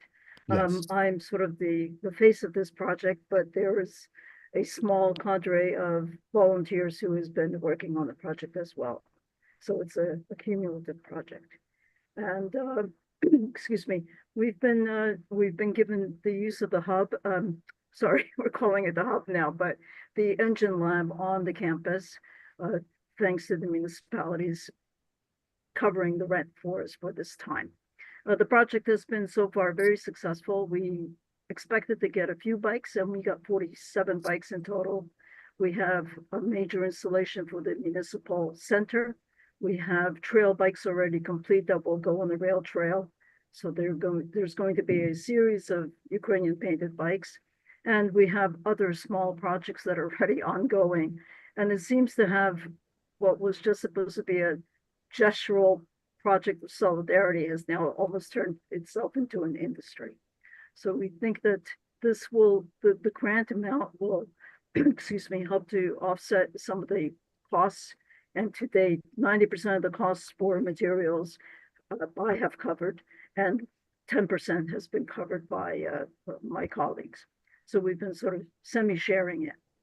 That's all I have to say about the project. I think everyone is well aware. If you've been by the lab, you've seen the project and you've seen the bikes. So I welcome any questions. With well, 5 minutes to spare. Oh, yes, no, so we've got some time, and I don't know if we have whether Francis from the Quilt people have shown up, so this may be the last presentation.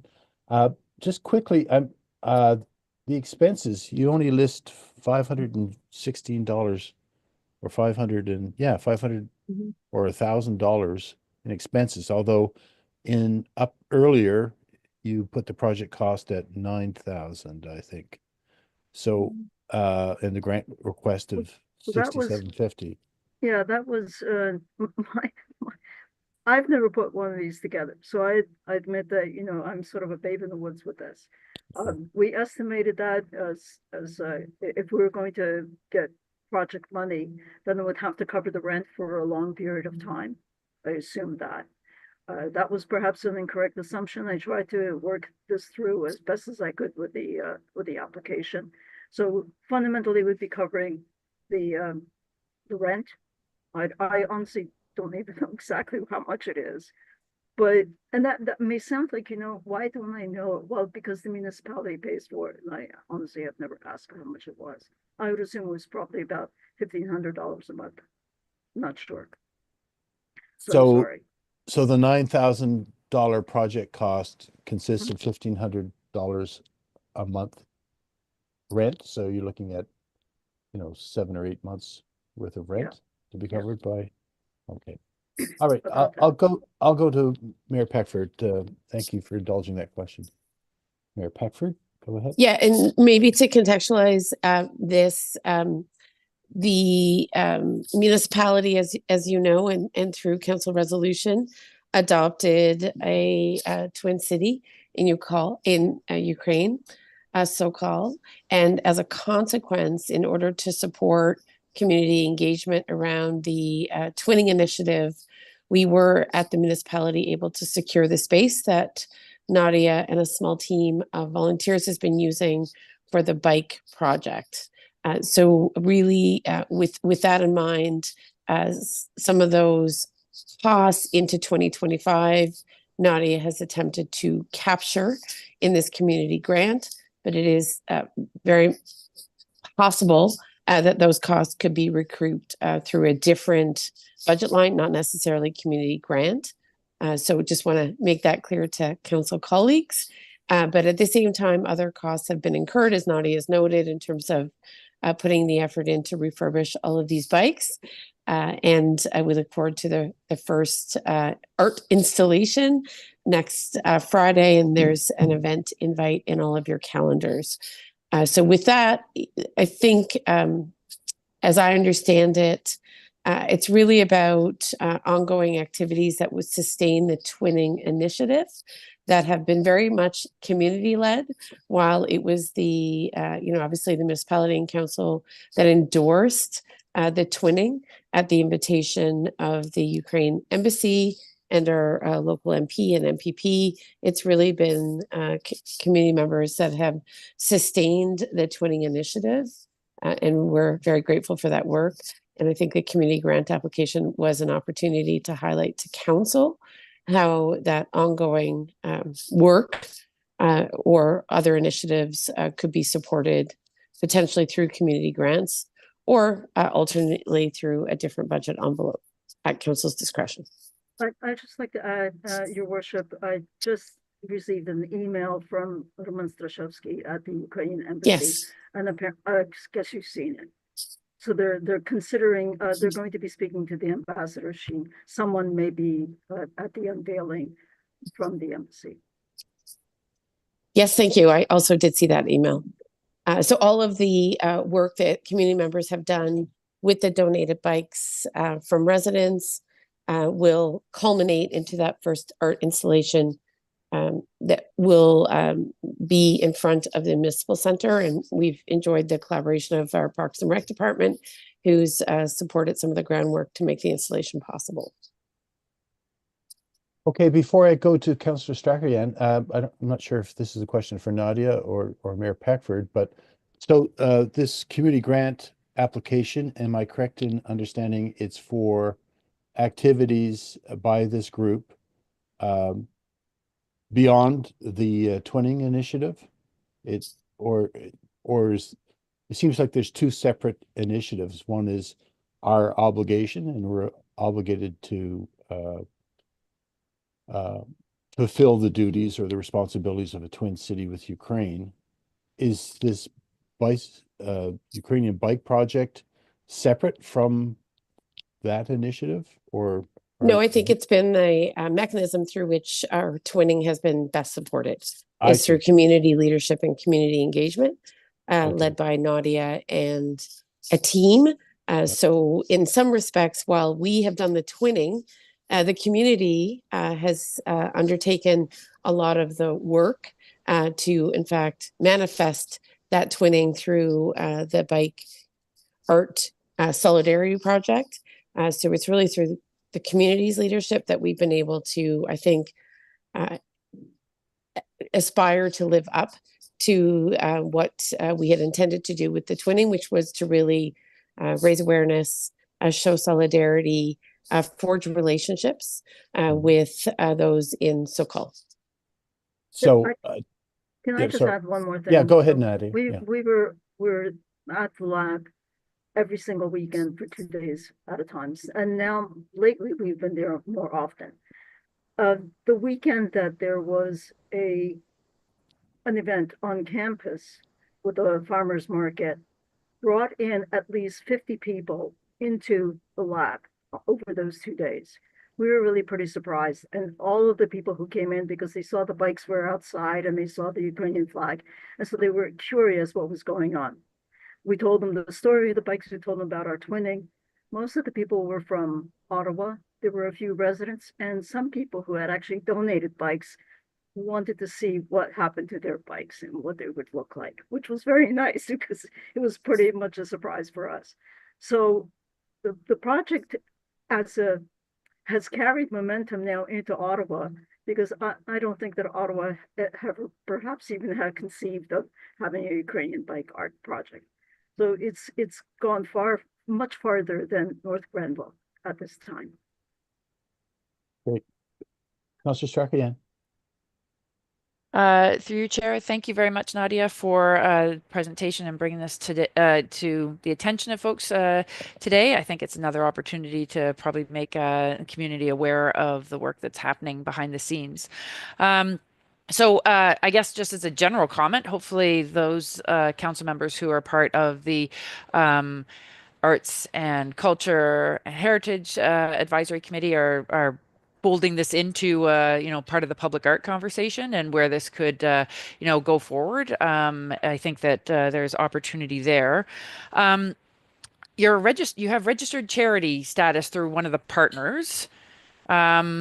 So with that, are you capitalizing on having that? Because that's something that's quite rare, I think, for a lot of groups to have, because that offers a lot of opportunity to, raise funds in different ways and so on. Is there anything planned to use that kind of status to your benefit to perhaps gather more funds in order to support other initiatives or ongoing initiatives? Well, let me clarify that. At the time that I had filled this application, I was assured that this potential partner that we could work with was a charity. At least I thought they would. But they are a not-for-profit, but they are not a registered charity with CRA. So that would be a pending issue to resolve. We would need to have a registered charity in order to be able to issue charitable receipts. So it would be good, but we don't have one. Okay. The partner that we do have has excellent communication with Ukraine and excellent connections. It's Maple Hope Foundation that is out of Vancouver. Partnering with them would open up even other avenues for us to help, our twin, especially our twin. So charitable receipt would be nice, but at this time, that's not possible.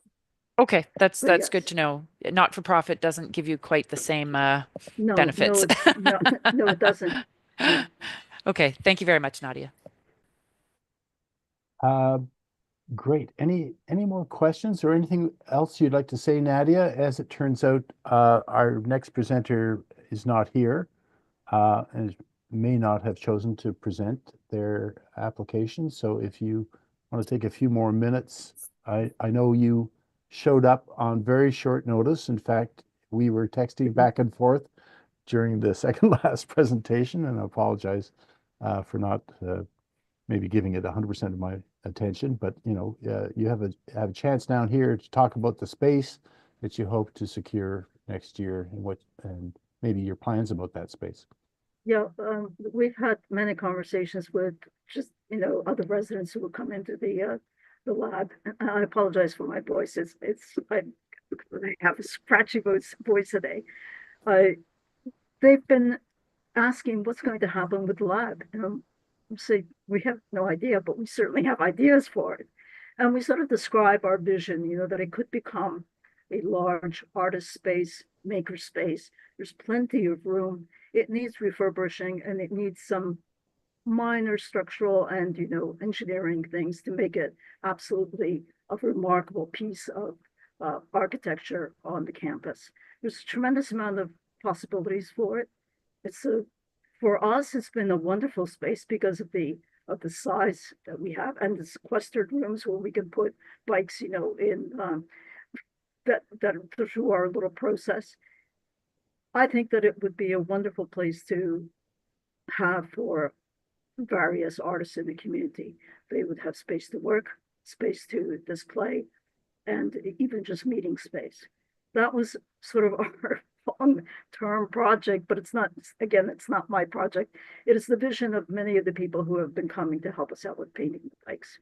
They're artists, they're giving their time. They've been very generous. We've rewarded them with copious amounts of coffee. And it's been a wonderful project so far. Great. Thank you. If there's no other questions, we're going to move on to the close of this meeting. Thank you, Nadia, once again for showing up at short notice. Because this is a special meeting, we don't have any reports, and the next section is questions from the public or the media related to the agenda. Is there anyone in attendance right now who's got a general question they want to ask? I'll give you the opportunity. Seeing none, we'll move to the close of the meeting.